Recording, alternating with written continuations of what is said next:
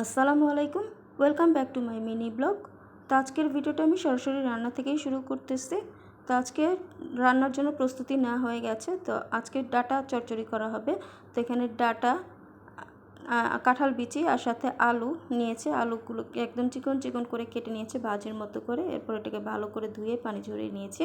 আর এখানে মুরগির বুকের 2 অংশ নিয়েছি, 2 পিস। তো একটু বড় সাইজের 2 পিস মাংস নিয়েছি। এবার এটাকে সব মশলা দিয়ে সেদ্ধ করতে দিয়েছি। এটাকে ঝুরি করে একটা ভাজি রান্না করব। আর এই যেখানে তেলাপিয়া মাছ ফ্রিজ থেকে বের করে রেখেছি। আর এই মাছটা রান্না করা হবে আজকে পটল দিয়ে, পটল আর আলু দিয়ে।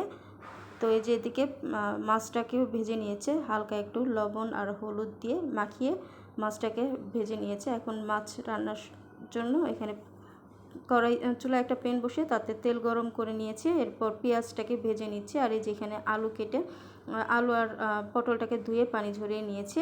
আর এই যেদিকে কিন্তু পেঁয়াজটাও কিন্তু লাল হয়ে গেছে। তো পেঁয়াজের মধ্যে পানি দিয়ে দিয়েছি যাতে মশলাটা পুড়ে না যায়। তো এখন একে একে বাকি মশলা অ্যাড করে দিচ্ছি। তো প্রথমে এখানে আদা রসুন বাটা দিয়ে দিলাম, হলুদ গুঁড়া, মরিচ গুঁড়া আর স্বাদ মতো লবণ দিয়ে দিচ্ছি।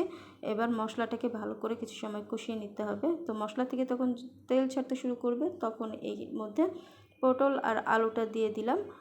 দিয়ে এবার পটল আর আলুটাকে ভালো মতো কিছু সময় কষিয়ে নিতে হবে। তো একটা ঢাকনা দিয়ে ঢেকে রেখে দিলাম। তো এই যে কিছু সময় পর ঢাকনা তুলে নিয়েছি। তো আমার এখানে পটল আর আলুটা কিন্তু কষানো হয়ে গেছে। এখন এর মধ্যে পানি দিয়ে দিয়েছি। আর এখন এর মধ্যে যে মাছগুলোকে ভেজে রেখেছিলাম, তো মাছগুলোকে দিয়ে দিলাম। এবার এখানে আমি আরও কিছু পানি অ্যাড করে দিব, যেহেতু এটা একটু ঝোল করে রান্না করা হবে। তো ঝোলটা যতটুকু খাবেন তো সেই অনুপাতে পানিটা অ্যাড করে দিবেন। তো এবার এই তরকারিতে বলক আসার পর্যন্ত অপেক্ষা করব। তো এই যে পর্যায়ে কিন্তু ঝোলটাতে বলক চলে এসেছে, আর ঝোলটাও কিন্তু বেশ খানিকটা শুকিয়ে এসেছে।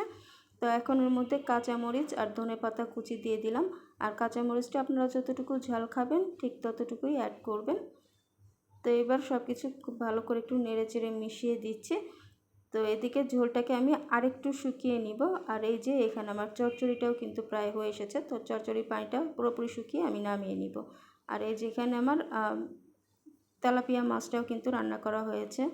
তো পটল আর আলু দিয়ে তেলাপিয়া মাছের ঝোল। তো এইটা রান্না করার পর আমি চুলাটা অফ করে দিয়েছি। আর এই যে এদিকে আমাদের রান্না বান্না সব শেষ হয়ে গেছে। তো সব সাজিয়েও দিয়েছি টেবিলে।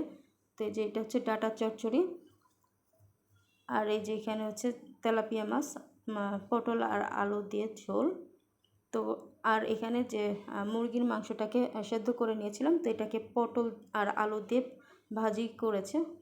তো খুবই মজা হয়েছে আলহামদুলিল্লাহ, প্রতিটা খাবারই অনেক বেশি মজা ছিল।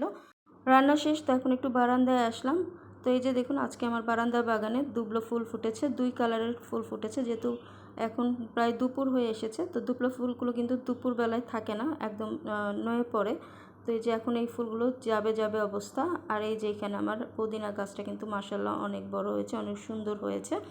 তো আমার ছোট্ট বারান্দা বাগানটি আপনাদের কেমন লাগে তো সেটা আমাকে অবশ্যই কমেন্ট বক্সে কমেন্ট করে জানাতে পারেন।